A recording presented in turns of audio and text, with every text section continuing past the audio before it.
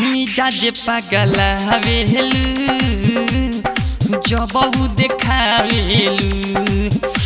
मिजाज पागल हवेलू जब देखावेलू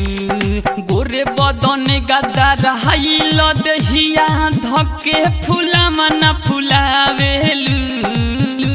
मिजाज पागल हवेलू जब देखावेलू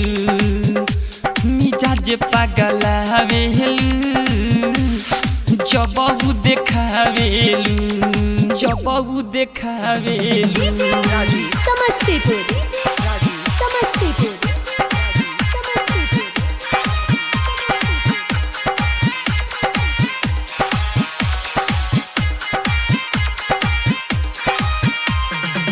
बहत्तर कमहरिया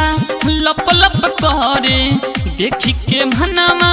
हमरो हरे आई रे छमिया बहत्तर कमहरिया लप लप करे देखी के मनामा हमरो हरे सहारा लोगामा देखत बारे दुनु जो भनामा आपस में लड़े मिजाज मिजाज मिजाज पागल हवेलू जब देखावेलू मिजाज पागल हवेलू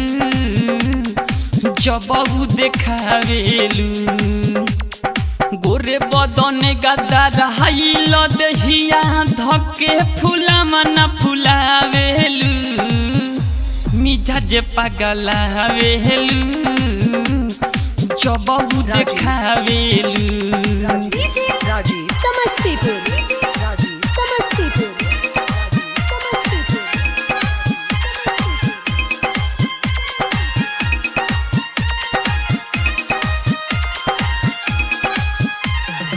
लाल कपी हर का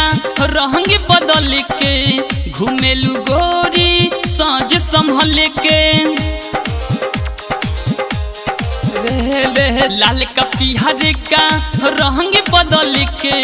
घूमेलू गोरी साँझ संभल के भगत पुजारी देखले बजम बजम पहला बतिया उ अपना मन के मिजाज मिजाज मिजाज पागल हवेलू जब देखावेलू मिजाज पागल हवेलू जब देखावेलू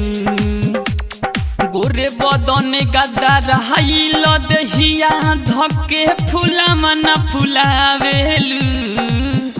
मिजाज पागल हवेलू जब देखावेलू।